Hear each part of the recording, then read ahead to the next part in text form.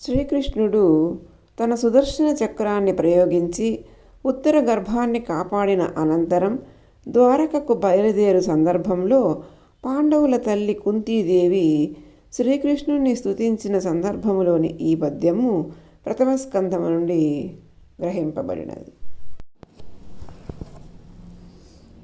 పురుషుండాఢ్యుడు ప్రకృతికి పరుడవ్యయుడఖిల భూత బహిరంతర్భాసురుడును లోకనియంతయు పరమేశ్వరుడైన నీకు ప్రణతులగు హరి.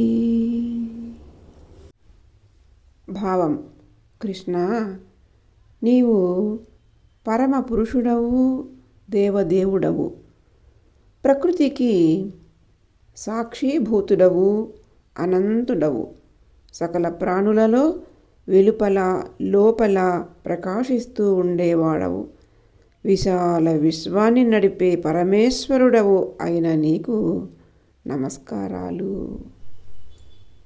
అర్థాలు: హరి శ్రీకృష్ణ పురుషుండు, పరమ పురుషుడును, ఆఢ్యుడు సంపన్నుడు, లక్ష్మీదేవి అనే సంపద గలవాడు,